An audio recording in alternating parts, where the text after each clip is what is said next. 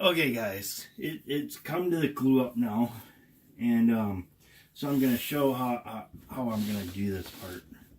Let's get it so it all fits on the bench.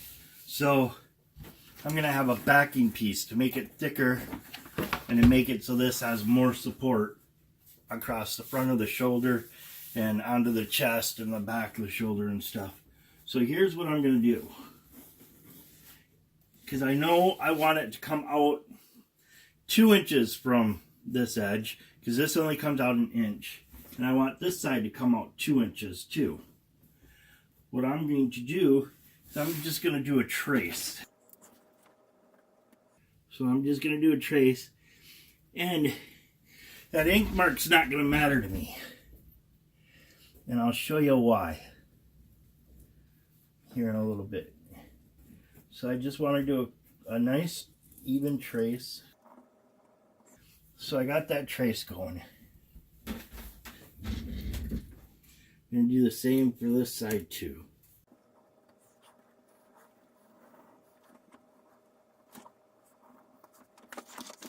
So then I'm just going to come in and I'm going to measure out my 2 inches. Ooh, that's actually cutting it there. Pretty close to there. And right there, my 2 inches is going to be right here. So I'm just going to want to basically just flatten this out here. So then what I got to do is it comes down to, I'm going to spread my contact adhesive.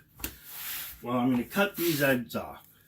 And I'm going to spread my contact adhesive, and I don't care if I go up past this line or not. That's not a big deal to me. And then I'm going to spread my contact adhesive on this. And then I'm going to take and match up that line as close as possible, and then push it down and glue it together. And I'll actually show that part. I'm not going to show spreading the glue out and all that. That's going to be some time. But that way you guys kind of get an idea of how that goes and everything. I am going to nick off right at my lines though. I'm going to come and just cut that line off.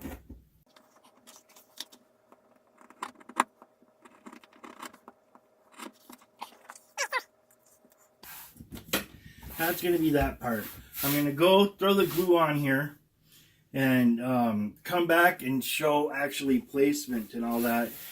And then I'll show you what I do after that. So I'm going to throw the glue on and I'll be right back. Okay guys, I got just a little bit more to touch up in an area, and then I'm ready for putting the two sides together. Now here where I got my ink mark, I'm not too worried about if I go over the lines. In fact, I want to go over the lines there. And then on here, I know in places I'm going to have glue on the actual edge, which I don't want. But on something like this scale, that's pretty tough to do. But one of the things I do is I try to get up as close to that edge as possible and not go over. And then when I come back, I take and I glue and I just pull it right off that edge, and I don't come back or try to follow along that edge, because if I follow along that edge, that brush is going to follow right along that edge too and put glue there, whereas that's what I don't want. So I got the two sides glued up, and that line, the pencil mark I made, is just to help guide me where I want to place it, so I know I'm going to have the hangover that I want. So what I'm going to do is just come through and try to place it straight down. Try to hit those lines as much as possible. If I don't hit them exactly, that's okay. As long as I'm within that area, I'm fine. So then what I want to do is I just want to get pressure and push on it and stuff like that. so that it totally glues up. And as you can see, I'm not exactly on my line, but that's okay.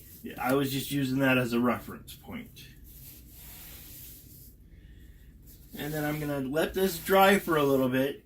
And I'm going to come through, and since I've already got an edge there, my blade will want to follow that edge. As long as I'm not pushing too hard, or I'm not playing around and I got to really focus on what I'm doing. But my blade will follow that edge, and I will have a good solid edge there. And then, once that's all cut out, that'll be exactly the way I want it.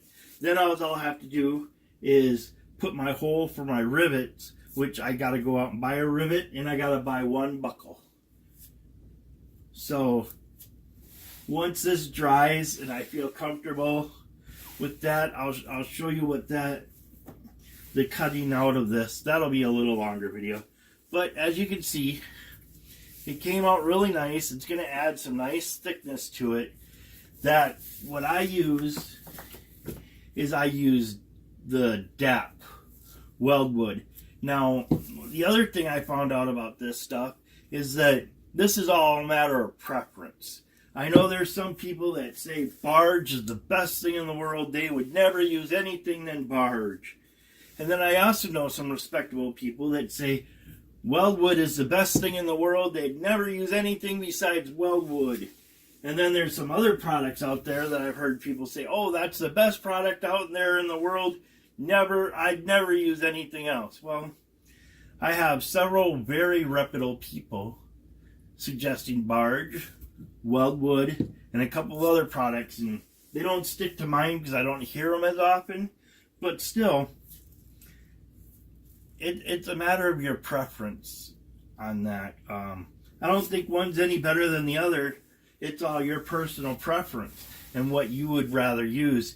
Considering I've seen so many very reputable people say, well, this is what you need to use, and that's the best there is in the world, and nothing else will come close. And it's several different products that they do that to. So I know they're not lying to me or lying to anybody else. So I think it's just a matter of preference. This is the easiest stuff for me to buy in my area that I'm in. And then other areas, I'm sure that's going to be harder to find than something else. I don't need a lot of it, so I just buy small little containers. This is a 3 fluid ounce. I'm sure a saddle maker or someone who makes a saddle, they got to buy that stuff in the gallon, I'm sure, making a saddle and all that. I don't have any clue on the process, but I've seen some saddle makers show their work and go through what they go through, and from what you see little on the video, because there's so much entailed in this that doesn't get shown in videos, that I'm sure there's a lot of work and a lot of glue up that they have to do. So that's the glue up. I'm going to let it dry. I'm just going to start pressing on areas, and then I'll probably leave some weight, and then we'll come back and I'll do a cutout of that leather, and pretty much the cutting of the leather for the main body of the portion is going to be done. I'm still going to need to skive where I'm going to put my where it's going to go through, and it's going to fit onto the snap here. And then I've got to, on here, I'm going to have to cut down and make my strap, and I still got to do the holes for the buckle holes on here, and then on here I got to do the rivet holes, and then I still got to make the strap that comes up from the stock with the buckle there. So I've got a little bit of cutting after this, but for the most part this is the main part of the cutting, and I'm not going to have to worry too much about the rest of the cutting. This is going to add some nice thickness to it. It's going to add some padding. Because it's glued up like this, it's going to act all as one piece of leather. It won't be several pieces of leather. But then I'm not going to have a very thick strap. This is 8 to 9 ounce. This was 4 to 5 ounce. So 4 ounces on, we'll go 8 to 9. 4 to 5. So 8, you add 4 is going to be 12. 9, you add 5 is going to be 15. So the thickness of this leather is going to be 12 to 15. So that's going to be pretty thick. I think that's going to add a lot of padding. This isn't going to bulge. That's one of the things I don't want, is to bulge. And then you're only putting pressure in a little area. I want that all spread out over the shoulder and all that. When you hunt public lands, to get away from most of the people, you have to get way back in there. And you're going to do a lot of walking. And that weapon's going to be shouldered for a very long time. There's been places where I hunt on public land. It takes me 2 hours to get into the area I want to hunt because I want to get away from everybody else. And that's what you've got to do on public land, hunting in this area, because there's not a lot of it. It's very few and far in between. And there's just a lot of people that don't like hunting in this area, but right now they're complaining that there's so many car accidents with deer. Well, if you don't have hunters, you're going to have a lot of deer. So you get one or the other. And they would rather the car accidents with the deer, but that's cool. That's what they chose. So hunting, this is going to need to really hold up, because that public land, he's going to need to get way back into those areas on that public land. So I'll be back. I'll do the cutout and we'll go from there. All right, thanks guys for watching.